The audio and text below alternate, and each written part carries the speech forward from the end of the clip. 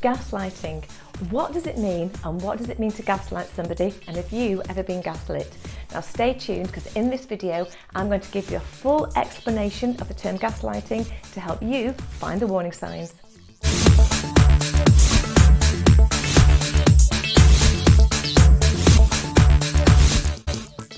So how would you cope if you were always a happy, confident person? People valued your beliefs.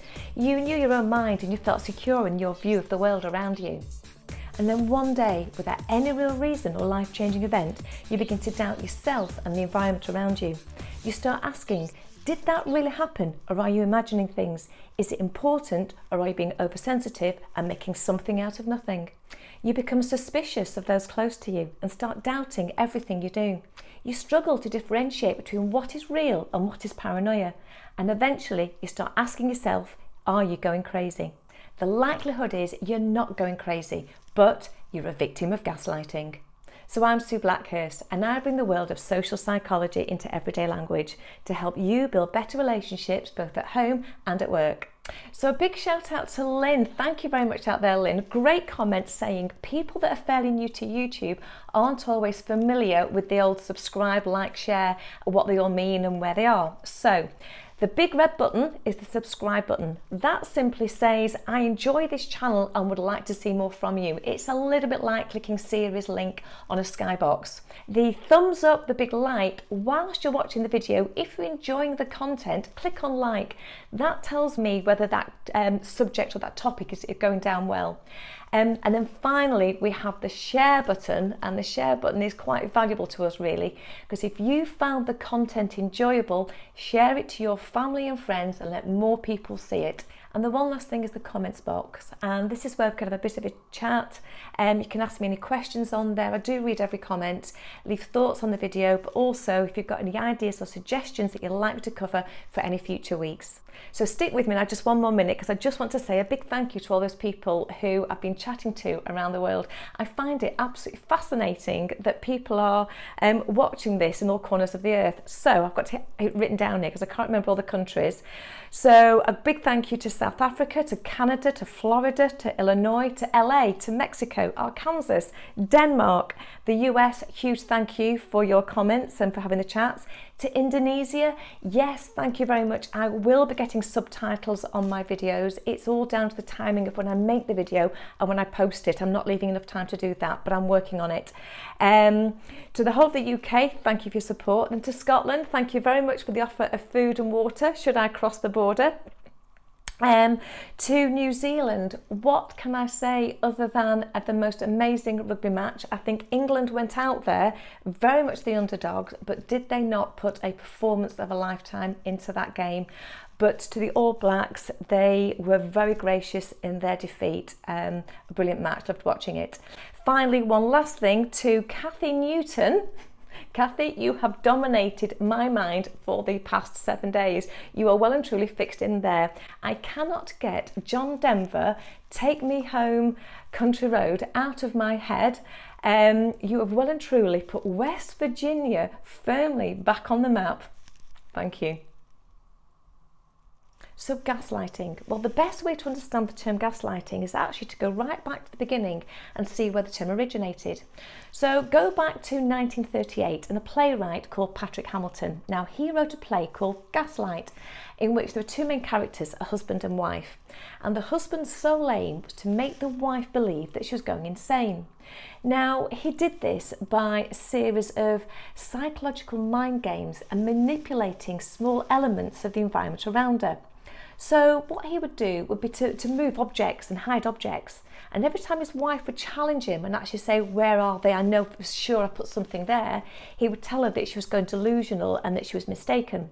He would crawl around the attic and talk to himself. And again, when she challenged him on the noises and the voices, he was telling her that she was just imagining it all and she was obviously going insane. But one of his main tools was this little gas-powered light that he would repeatedly turn up and turn down, and obviously altering the brightness. So whenever she then turned to her husband and said, but the light was brighter before, or the light is now dimmed, he again repeatedly kept telling her that the light has never changed. He's been there with her, he has seen it's not moved, and therefore the only answer is that she must be going crazy.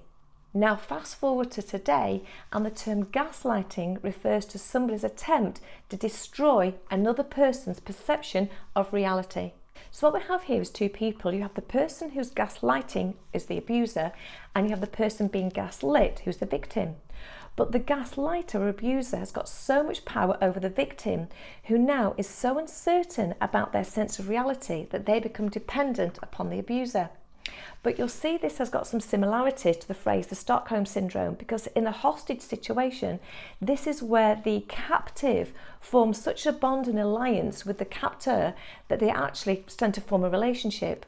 So remember that the victim starts to question their own perception of reality, and as this happens, they become dependent upon the abuser. But the abuser or the gaslighter uses this confusion to their own advantage. And over a long period of time, they start to reel the victim in without the victim even realising it. And before you know it, you're in an abusive relationship.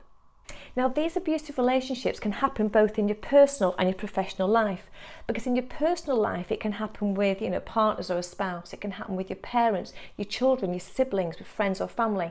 And in the workplace, it can happen with a manipulative boss or co-worker who tends to prey on a subordinate. It can even happen with public figures. But as these abusive behaviours occur over a long period of time, it's a bit like being drip fed. The victim isn't aware of it happening. So it's really important that we learn to recognise some of the signs and red flags of how a gaslighter works, because that's the only way we can actually become aware that maybe we are in an abusive relationship. So let's have a look at the methods of gaslighting and what the abuser actually does. One of the first things is lies, lies, lies. Now, these aren't small, little, tiny white lies, get yourself out of trouble lies. These are great, big, huge, in-your-face lies, and they are said with so much conviction that to the victim, how could they possibly not be true?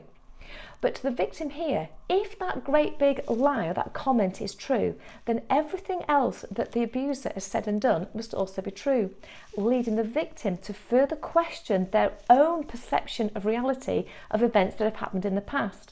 And now it's this sense of self-doubt that the gaslighter wants in their victim. So another method used by the gaslighters is deny, deny, deny. Now, for the victim, you know what was said. You remember exactly when and where you were when the conversation took place.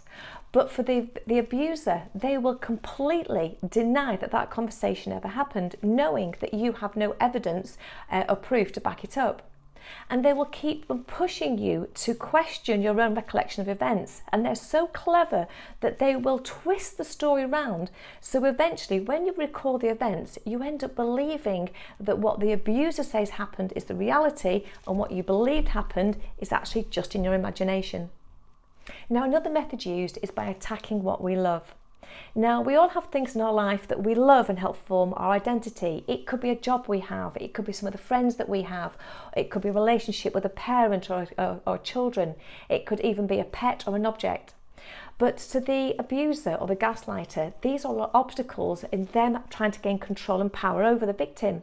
So they want to try and break this relationship or this love bond up. So let's say, for example, it's a job. You love your job. What the gaslighter will do is, to your work colleagues, they may be all charming and light and wonderful, and your colleagues think they're fantastic. But once you're away from them, they will start to pick your inadequacies, in your insecurities, all the little things that they say, actually, you're not very good at it, and why are you even bothering? Why would you even do that? Because you're not as good as other people. If it's a relationship, let's say, with a parent, again, to the parent, they will be all sweetness and light and wonderful, being all charming. But once away from them, to the victim, they will continually pick and pick and pick and tell the victim why that parent actually doesn't like you, or why that parent isn't a good parent, and all the failings that they have. So the abuser wants to attack the pillars of security in your life, because if they can pull you away from the things that you love and the things that you need, you will then turn to the abuser for the support. You depend on them, and you see them as the only ones that you can trust. So another thing that's happening with gaslighting is it's all about the long game. You see, to the abuser, they've got all the time in the world. They're in absolutely no rush. So they want to manipulate the victim over a period of time. So they'll start off with snide little comments that gradually increase over time, with the victim not even realising what's happening.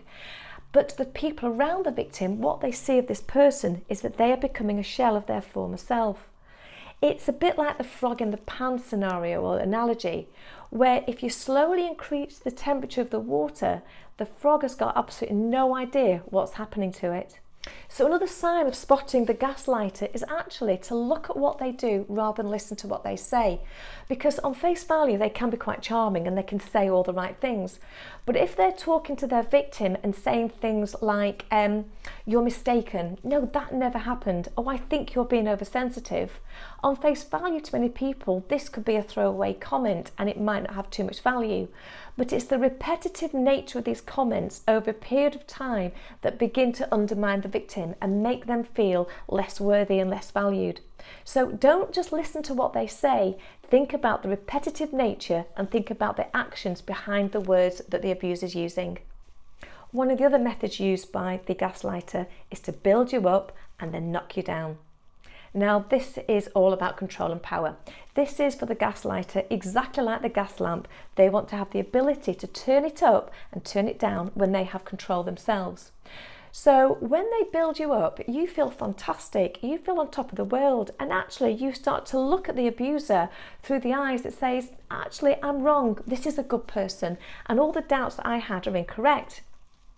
But at that moment in time where you really need them, they will say or do something to bring you crashing right back down to earth.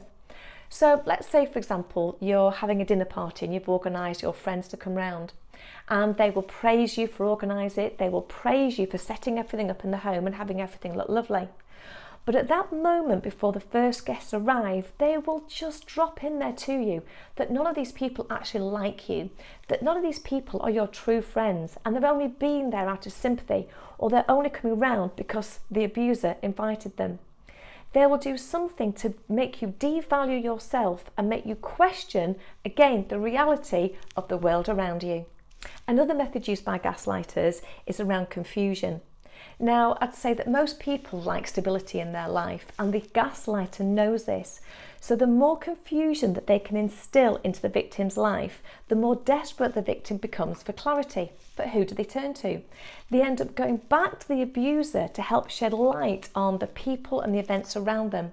But the abuser can create any perception of the world that they like for the victim. So the victim is becoming dependent. It's now a vicious circle. The more dependent the victim becomes on the abuser, the more the abuser is able to gain power and control over the victim's mind. Another method used by the gaslighter revolves around projection. So let's face it, to the abuser or the gaslighter, they're at no fault. They can't get it wrong and they see no fault in who they are. So whatever negative traits they hold themselves, they will project these traits onto their victim. So if the gaslighter is a liar, they will tell the victim that they are lying. If the gaslighter is cheating, they will blame the victim for being a cheat. It's not about making the victim believe that they actually hold these traits, that it's true. What they're simply doing is distracting the victim from looking at the abuser and distracting the attention away from themselves and their own behaviours. Another method used is telling the victim that they're crazy. Now, in life, we generally like an element of normality, and we like to have a title against something that we're unsure of, or a label. So if, let's say, you go to the doctor and you have a condition that you don't know what it is, once the doctor can title it and give you a name for it, it helps you understand and accept what it is. So for the victim, they're already starting to question their own level of sanity, and they're questioning why their perception of the world around them and the environment differs to that of their abuser. So when they go to their abuser questioning why they see things so differently, and the abuser is able to say to them, it's because you're crazy, it's because you're mad, it's because you're going insane, this therefore brings an element of clarity to the victim. And remember, with the confusion, what they're seeking is clarity, and with the clarity they then need to have the dependency upon their abuser. So the final method that the gaslighters use is by telling their victim that they're all alone.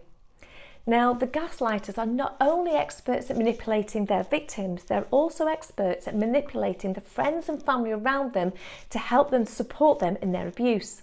They'll use comments like, "This person agrees with me that you're not right," or "That person also says that you're imagining these things." And when the victim turns to their abuser and says, "That's not true, these people have said this to me," the abuser simply turns to the victim and says, "But they're lying too. That's not what they have said to the abuser." So the victim now is feeling completely alone. They have nobody they can turn to and nobody that they can trust. Their view of the world around them and their environment is so blurred that the only person that they see that they have in their world is their abuser. They're so isolated in their lives and their sense of reality. Now the abuser has complete control over the relationship and they have total power. So once the gaslighter has got power control over the victim, it's a really difficult situation. What I've run through today really are some early warning signs and things to help you identify whether you or somebody you know is being gaslighted. So remember, if the gaslighter can raise concerns about your sanity to your friends and family, should you ever go to them to discuss their abusive behaviour, well, they won't believe you because you're crazy. So I hope you found the video useful and you've enjoyed it. Don't forget to share it to other people if you have. One last big thank you again to those people that have bought me a coffee. I've been sipping away while I've been making this. Massive thank you, very, very generous and kind. Next week, if you're a victim of gaslighting, we'll be looking at dealing with that. So I will see you again next Monday. Thank you very much, bye-bye.